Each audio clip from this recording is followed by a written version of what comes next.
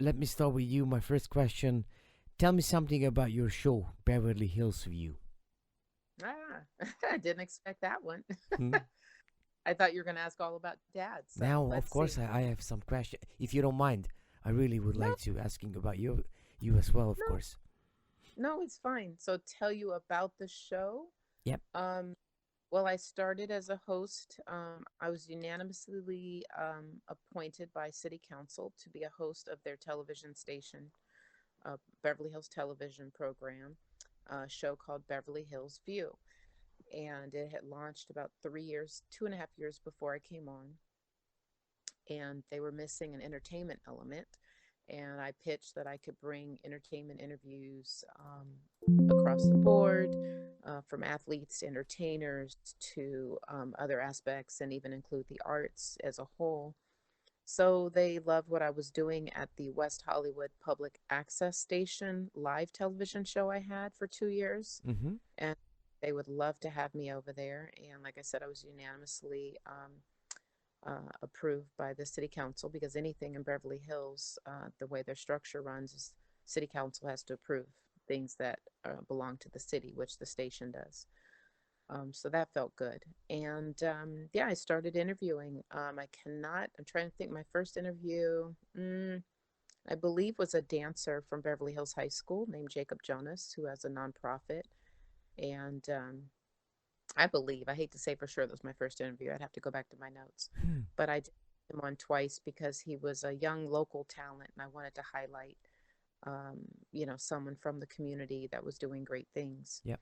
uh, in the answer. And I went on to interview Uncle Smokey Robinson. I had Frida Payne, Verdine White from the Earth, Wind, and Fire, one of the original members of Earth, Wind, and Yep. Fire, and Tata Vega. Hmm. Of I have a personal relationship with a lot of all these people I've named so far. I either know them closely or met them, or my family work with them. Ray Parker Jr., who was from the group Radio, who wrote Ghostbusters, the Yep. famous. Such a nice guy. Oh, he we had a ball with him. It's I you know since 2017 to now, there've just been numerous people. Otis Williams of the Temptations was one of my more recent interviews, I believe last year, and I have had a lot of local people that are authors, book authors, um, a local historic business here, owners of a chocolate business.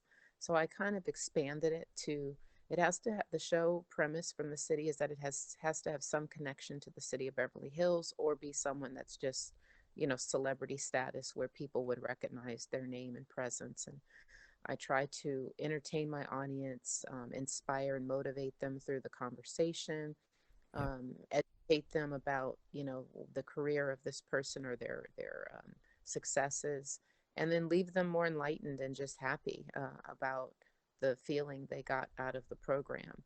So it's really to make a difference within the viewers as they watch the show. And it was a hit, and I did well and continue to do it. I'm still on there, and I That's kind of, a monthly thing or weekly? and I was about to say, yeah, I do them whenever I want. It's a very Okay. flexible, it's not rigid for the station. They would love if we did it like every week, but, or every other week. But there's two of us that are hosts now. When I started, there were three of us that independently booked our own guest and interviewed them separately and had our own show. Um, Now there are two of us that book our own. One is more on political. He interviews people in politics primarily, and I bring more entertainment in the arts. So yeah, sometimes I'll do three shows in a month, and sometimes I'll do no shows. Hmm. Yep. And I may do them every three months. So within a year, I would say I do about 10 shows on average, and because I have other careers, it's not my only career. If it was my only, gig, then that's what I would do, and I would do it every week. But I have too many other projects and commitments that I'm involved with, that I can't do it to that level, because it's a lot of work. Because I'm a segment producer for my own show, because I book my, I have to create the notes for the show, the questions like you're Yep. doing for me, and decide if I want video. I mean, the whole show I create in my mind how I want it to go, and then I tell the producer what I want to do, and they edit the clips that I tell them to edit how I want them edited. And so basically, they're just there filming it. And so it is. I'm a one woman shop on it, Hmm. putting all those elements together. From the booking to the producing to the hosting and making my notes and even telling them how to take breaks. They ask me, well, what do you want to break on the show? How do you want to do it? So I have to do so much. So it is a lot of work, but I love it. It's fun. The guests get to the station and they're impressed with the high quality station that Beverly Hills has. And it's just like a network station. And I've always wanted to do network television since I was 19. When I first saw the NBA Inside Stuff with Ahmad Rashad, the football Yep. person, I always had this yearning to be a TV host. And after navigating different career paths, I ended up in around 2015, 16 doing my first show, and it felt really great. So, Hmm. yeah. If I'm checking your website, I see that you are offering a lot of different services on your page. Mm-hmm. There is any which is your favorite or what you like to do the most? I like working with talent as far as grooming, staging shows. I'm really good at that from my years as a professional dancer and choreographer. Yep. Um, having it's real important to uh, produce and stage a show from the perspective of the audience eye. And I just think I have a natural skill for being aware of the importance of a great show, but also the importance of what is the perspective of the people watching. It is very different than when you're on stage because I've done both. I've performed on stage Yep. and then audience. So I really enjoy that space a lot. And I love working with talent to help their best, whether it be vocally, whether it be dancing, or just um, how to view an audience and project themselves with the mindset that they're being watched the whole time they're on stage, and everything they do down to when they pass that curtain is important. Okay. Um. Okay. So could you just share a sweet memory with your daddy? If you have to just mention, then you have to emphasize one sweet memory from your dad. Mm. What would that be? Wow, there's so many. I grew up with my mom's household, but would have weekend visits at my dad's house, which was up the road. Really, is very 5 minutes away. Here in Los Angeles, once we all settled here when I was about 5.5 years old. Yep. But gosh, there were a lot of funny moments too. But I would say the one that always just comes to mind. I don't know if it's the sweetest memory, but it does stick out in my mind. He took me to SeaWorld in San Diego. Hmm. And it was kind of a spontaneous thing on one of my weekends with him. And a lot of times I would end up not being able to spend time with him because he was so busy. So I think it was what resonates is that he actually, had that time off, spent it with me, focused on me, bought me a little Polaroid camera that was popular then, and drove me down there, and we just hung out and had a great time. And it was just a lot of fun. And I think as a young, girl, being able to have that quality time with my dad was important. And you don't realize how important it is until you're there really enjoying it and reflecting later on why it stands out. And he just got me anything I wanted. He always would try to spoil me, but I didn't see it being spoiled. I just saw Yep. dad's really nice. Dad's just so nice. He just does all these things. But it was just a lot of fun, and I think it's all about quality time with your children that is so impactful down the line. Did your father's military past influence your upbringing? Not at all. Wasn't even aware of it until much later in life. He didn't talk about it that I ever recalled, and um, I didn't feel that I was in a militant upbringing.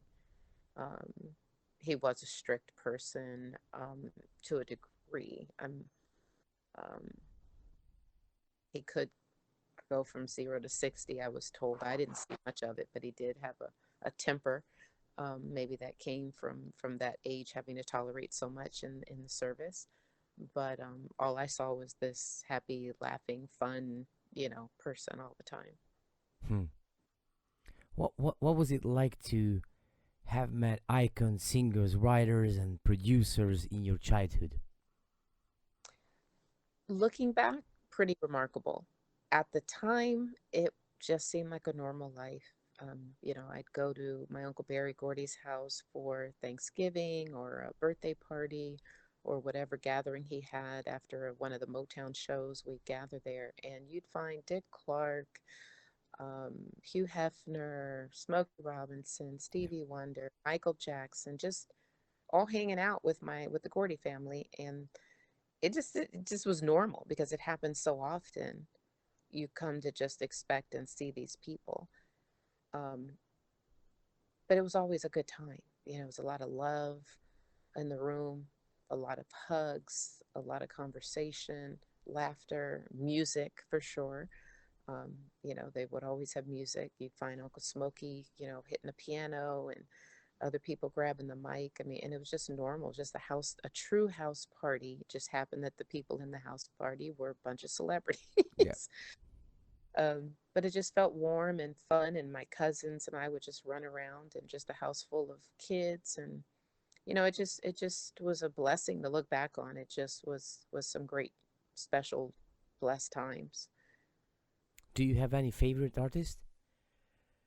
Stevie Wonder is always my favorite as a solo artist. I love his writing ability, his melodies. They're just chilling. They speak into your soul. Um, Something about the way he can write a song is so deep and powerful. And yeah, always stands out to me. And he's a dear friend. So it's kind of funny because one day I asked him, what makes your songs do this to people? They get up in your soul. God, Stevie, this is great stuff. And what was his answer? I always remembered it and would tell people. It was something like something about love. It's the love in the music that gets to you. And I was like, yeah, I can go with that. I could feel it. And then group wise, Earth, Wind, and Fire.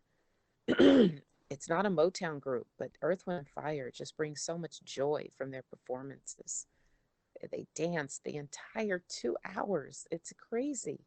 Yeah. And it's such a uplifting sound, whatever that sound is that Maurice White created years ago with them and Verdine and Philip. It's just, What yeah, was just your dad opinion about Earth and Fire? Do you know? what was my dad thinking about Yeah. them? I don't know that we talked about. I mean, I didn't do a lot of I talked about Dad's music, his own music recordings, the last like 5 or so years of his life because he was working on albums and things like that. But here and there, he would always ask me to listen to his music. Hmm. We'd be in the car and listen on the radio, and it's funny because his music went to rap. It really confused him. He was just like, "What is this? Like, what? I don't." It took him a minute to kind of get the switch from that old school music to rap. Hmm. Uh, then when he started seeing how they'd sample and they'd merge the sounds and blend, he thought that was really cool. He thought, oh, that's kind of, I like how they're doing that. It's really nice. So he'd make comments when we're in the car. We'd spend a lot of time driving places in the car, and he would bring that up. And of course, when they'd sample his stuff, he was loving it. Like when Jan did a sample of "Someday We'll Be Together" and "If," her song "If." Dad said, "Thank you, Jan." One day we were sitting together and it came on the radio. He said, "Thank you, Janet." Hmm. And he knew her since she was a little kid, but it was just so cute. He said, "I just love how she did that. He just would love that. He loves people appreciating his music, working it in a nice way into their own music and carrying on that legacy. He just thinks that's compliment and it would make him feel good. And of course, you get included now in another song of their version. It's really nice. Yeah. And then, what is your favorite song from your dad? Memories don't leave like people do. Hmm. I would say that touches me the most. There's so many I love of my dad's writings. He was such a prolific, amazing writer. But yeah, memories don't leave like people do. They always stay with you, whether things are good or bad. It's the memories that you had. I just go, wow, Dad, that was pretty cool how you wrote that. Who puts, when you put a sentence together and it just makes you go, wow, that's deep. Like a poet. He had a lot of poetry type There is also lyrics. a Tom Jones version from that song, if I'm remembering well, right? Yes, yes, Yeah. there were a few remakes, and then even Beanie Man, I think he's Jamaican, a Caribbean artist. Beanie Man had a big hit with it, and he used the hook. And then Kanye West then sampled Beanie Man, thinking Beanie Man created the song. Yeah, and he was giving him credit, and then on the he had to be informed that no, that's Johnny Bristol. That is his song. And it was like, oh, and that happens a lot in the music industry. People get sampled so many times that people think the ones that sampled them are the originators. So again, it I guess is a compliment that they did such a great job on the works. But yeah, Tom Jones and others have done many. Bette Midler did Yeah. "Hang On in There, Baby." "Hang On in There, Baby" was Dad's double Grammy nominated hit. Yeah. That Uh, do you think that's the hit? Hang on in there, baby. that was as a solo artist, as an artist singer, that was his biggest hit. Yeah, "Hang On in There, Baby." That was the biggest one, and it gets played more than any other song that he performed. "Someday We'll Be Together," he initially recorded it with Jackie Beavers. It was Johnny and Jackie was the group, and they did the first rendition of his song that he wrote and produced, "Hang On in There, Baby." I mean, "Someday We'll Be Together." But then it was re-released a few years later on Diana Ross and the Supremes, Mm. and it was the last outgoing hit before Diana left, and it was a massive hit. And that is, I would say, the biggest song that he's written, and not been the artist of, that royalties come in on and that gets played. What the Motown meant to him as a musician. Mm. He came in as a producer to Tri-Fi, Barry Gordy's sister, my aunt Anna. I mean, Gwen Gordy, and her record label. Harvey Fuqua was married to my aunt Gwen, and he brought over my dad and Uncle Marvin Gaye as writers. And Dad really loved that because he was passionate about his writing. He started in high school in a group, then he went on to the Johnny and Jackie, then he came on over there himself. So I think coming there for the first time from Battle Creek, Michigan, which is where he was at the time, to Detroit, he was, from what I've been told, of course, I was not even born, was just very excited at being there and working with these greats in this big company, Motown, that was taken off at Hitsville, USA in Detroit. And he was full of songs and became fast friends with Uncle Smokey Robinson. Like I said, and Harvey Fuqua and Uncle Marvin, they would just be out in the town doing their thing. And it was a big deal for them. And they were all very excited to be a part of this movement of Motown. And as the writers and producers, they had a great spot because they were working with all the artists. They got Yeah. to engage with all the artists. So, I mean, that's like a kid in a candy store as a writer. I would think to come in and be like, hey, I'm a producer, and they trusted me to come in here and produce songs for this treasured company. So he was very, very happy. Every account that I've been told, and excited, and he did great, and he's highly respected by the core writers and producers of Motown at the time. Um, some Showtime film that was done, and some others, and I feel that they neglected to highlight my dad or even include him in some. And other writers I would mention it to and said, wow, it was really great. I wish my dad, they were like, your father should have been all in this. And this is coming from like Holland Dozier Holland. I was talking to Brian and Eddie Holland after one of the premieres we were at, and they just praised Dad's work and said that he was one of the most remarkable writers at Motown. Mm. And to come from them, who, in my opinion, are the top of the tier of all writers at Motown, Miss Holland Dozier Holland, who took off with the Supremes, to say that about my dad just felt really good. And because I was so young, that's how I get the information from the people that were there that really know. And I love asking them and picking their brain about my dad a lot. And they do share stories and information and facts with me so that I can fill in the gaps that I was not there Yeah. to know, too young, too young to even know. Because as a kid, you're not paying attention to that stuff. You're like, oh yeah, dad's over there doing music. It's. Yeah. But yeah, so that I would hear that a lot. Whenever he comes up. Mickey Stevenson, the salesman at Motown, would say great things about dad. They were very close. Even Harvey Fuqua, before he passed, my uncle Harvey, he and dad did so much great work together. And being that he was married, Harvey was married to Uncle Barry's sister. To bring anybody in, he had to be sure they were quality, because he was dealing directly with the Gordy family. So I think that also was an honor for my dad to know that he was right in there. And of course, he peeked out my mom, so walking around, obviously being that close, and that's Mm. how I ended up being born. He found Iris Gordy up in the house and got a little smitten. But yeah, so I think dad loved it. He loved his time at Motown. There's always ups and downs when it comes to business behind the scenes. Even Uncle Marvin Gaye had, volatile moments with Uncle Barry about what he wanted and his vision and what Uncle Barry wanted. But in the end, it was all love and success and hit records. And then dad went on and was doing more than that. Like some of the other Motown artists, they went on to create hits as Holland Doja Holland, Johnny Bristol, Yeah. and Whitfield. They all went out and did hits for people that weren't even Motown artists. And dad had a big career beyond Motown. Yes, a huge one. It was a tough decision that time to leave Motown and start his solo career in '74. Yeah, it seems that it was for him and everybody, but for dad, yeah, of course he's married to a member of the Gordy family. He's married to Iris Gordy, Barry's niece. Then he's got the loyalty to Harvey Fuqua and these others. And whenever you start somewhere and establish your base there, of course it's hard to leave. That's your roots.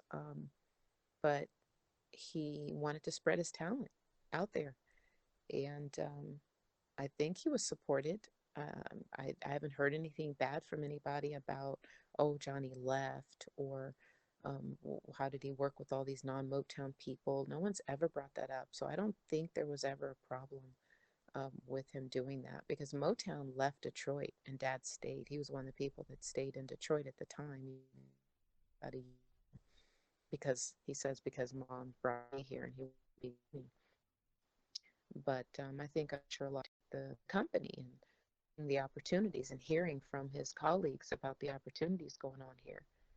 So he probably felt like, hey, I guess I can come to Hollywood too and give it a shot. Hmm. And so I don't think there was animosity there because the company had left. So he basically came on out here and move forward with a continued career with the Osmonds, Tom Jones, Boz Scaggs, Johnny Mathis. I mean, it just goes on. It's like, wow. Yeah, unbelievable list. Do your children listening to Grandpa's music? They love listening to their grandpa's music. I have two daughters. They're grown in their early 30 and 32, and they love their music. They have memories of being with him. He loved them so much. Like growing up until when he died, they were 11 and 13 years old. Okay. And up to that point, I mean, he was there for their births. He came, I was in Atlanta at the time for the second birth. He drove there. When he flew out to LA for the first birth, he'd had to be there for everything. And he spoiled them rotten, would ship them all kind of big boxes of everything they wanted. And they loved him back and miss him dearly. He would take them in his studio, his home studio from his Mm-hmm. last house where he passed away, and play his music for them in his studio, and sit my daughter, my youngest, on his lap, and I have videos of them together in his studio, and he played the keyboard, and my daughter had lyrics that she would write, and he would turn it into a big song, and she would just be amazed, like, oh wow, Hmm. that's awesome, how did you just do that? And those were special times that they were able to spend. And then when he created his last publishing company, I was with him Thanksgiving before he died, and he said he wanted to name it after my kids. And I said, no, Dad, do it after you. You already did one after your kids with, Bushka is BU for Butch, my nickname for my brother, Johnny Okay. Jr. Then SH is for Shauna, and the KA in Bushka is for Karla. And I was like, and he did that with so many things. And then he formed other little companies that all related to, his kids or other things. I said, it's time for you to do one for you. And he said, I'll think about it. And sure enough, when he had passed, I went to his house a few months later. I looked on the table and there was mail, and I opened it, and it was, oh, he had opened it, but it was sitting there, and I pulled it out, and it was the new company. He named it after my two daughters, Kiamo, Ki for Kiara and Mo for Morgan. I was like, oh, goodness, you still did it anyway. And we didn't even have time to talk about it. It makes me emotional now to talk about it. But Hmm. yeah, so You yeah, you that's how. still you still owning any unreleased stuff from your dad? Definitely we do. What he was working on was a gospel album. Okay. Dad took some of his own former recorded hits from like Strangers album and some of the others and flipped it to a gospel version and changed the words to gospel, Wow. spirit. Yeah, it's pretty cool. And what's the And goal with that one? Or I would love to put it out. I would love to. I think it would be great. and you have any digital version or like Yeah, yeah, I have ADATs. I have ADATs, and we had the there is any at the time. chance to send me one to present, or I cannot do that? I can't, yeah, Oh, you because can't. it's not released. But yeah, he sang his rough vocal over it, just and then he was gonna lay his permanent vocals, and then he died. Hmm. So he was literally in the midst of recording, because the background vocalist, Carolyn Crawford, who did a lot of Motown work, Yep. told me that she told him he didn't look well, and he should take the night off in the studio and have them come back, because they were his background vocalists on it. And he said, if I don't feel good tomorrow, I won't. And he didn't make it tomorrow. Hmm. So if he had gone to the So hospital like there they there urged, is a chance to you gonna find a way to release somehow, or what's the plan with it? yeah, it's, we got to come together as siblings and make that decision to do it really, and probably get a good producer to finish it up, and get some good digital work to maybe make the vocals perfect, because of course he in his mind was not looking to release the vocals that are on there, but in my opinion, with some sound work, it would be fine, because he sounds good to me. Yeah. He sounds really good to me on it, and it would just be so special. And the fact that he always wanted to do gospel, it'll be a great legacy, I think, for his memory. Hmm. But I'll keep you posted. It's something that we initially, when he passed, wanted to do. It's just, as some families do when people pass, they don't get along the same after the, I've had they're half siblings. Dad had two marriages. He's married to his first wife in Battle Creek. Then he when he went to Detroit at Motown, he married my mom. Okay. And sometimes, there's two children from the first marriage, and then me from the second, and we're his three children, and it just didn't, we don't have the same relationship since he died, sadly. um, Maybe one day we can again, it'd be great, but from the choice of my sister, she chose to go a different direction. So if we can come together, that would be great, and make that happen. I think we owe it to Dad, and I've pushed for it in the past, and maybe you're motivating me to revisit that with them again and That would push be again. unbelievably nice. Yeah, yeah. Sometimes you just got to, it's all in timing.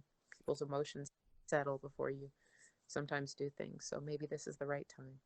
It could means a lot for everyone all around the world who loves soul music, because your dad was like so special to everybody. You can't imagine, how much it means, his music here in, just let's say, in Hungary, what I could say different countries around us, because soul music is still so popular here. Yeah. So He, if we just mention the name Johnny Bristol, it's like top of the top. wow. Well, Dad was passionate. He loved, loved, loved being a songwriter. I mean, the amount of notepads, those yellow, big legal yellow notepads with lines on it. He had so many, and that's how he wrote his music. He would write it. He'd get a big legal yellow pad and just start writing. Hmm. And I so many of those, and that's how it started. That's literally how he would start. I think words just came to him in his mind, and then the melody. And he was self-taught. He wasn't trained to read music. He didn't read music. He just trained himself to play on a keyboard, and he just had that great ear. Um, the sound, the notes. I mean, it just came to him, and he would just pour out. And I'll go, "Wow, it's pretty awesome, Dad." He always wanted my feedback. He'd say, "What do you think?" He'd call me on the phone. "Listen to this." "What do Hmm. you think?" And when I would go visit, he'd go, "Here, I want to play. Come in the studio. I want to play everything." And if I'd say, "Oh, Dad, I don't," he'd get bothered. He'd be like, "What? What do you know?" Like, it's like a kid in cancer. He's so excited. And I'm just like, "Ah, later, you know." And he'd be like, "Now? Can we do it now? Like, do you want to, can you come down?" And he'd start to get frustrated with me. And I'd be like, "Okay, Dad's really serious. Like, he really wants me to come listen. Let me get down there and listen." Because he's starting to get upset with me. And so I'd go and spend time in there, and it was just such a joy. And I got to look at him sometimes and just see his happiness, his deep happiness in that spot of music. Yeah, he really, really loved bringing music to people and creating music. He You loved still being. have you still have his records? I mean, like the original vinyls? Are you owning them? I do have several of them. In fact, the other day, about 2 weeks ago, a lady who has been trying to get me one of his vinyls for about 6 months met up with me and gave me his Hang On in There Baby vinyl, unopened. Ah, okay, and then that's nice, a sealed version. A sealed version. The plastic is on it and everything. And she said, "I preserved this, and to get it to you." She goes, "I went through her mother had passed, or some, relative." And she said, "I saw it and immediately was like, I got to give this to Karla." And then my aunt Claudette Robinson, who was with the Miracles, Smokey Yeah. Robinson's first wife, she many years ago said she had one of the studio version records, not even recorded version, like when they first make it in the studio. It's called Ooh. like a master, and she had it, and she gave it to me of one of his recordings. So yeah, I have several different. But Um, that's also what, it's real or like already vinyl? It's not it's vinyl, right? act- it's on a. It doesn't even look like vinyl, but it must be. But it's thick. It's like almost like glass. It's a very thick. I think, Back in the ah, day, okay. records, they did them on the reel to reel. Yep. Then they would record it onto this thick version of a vinyl, very thick.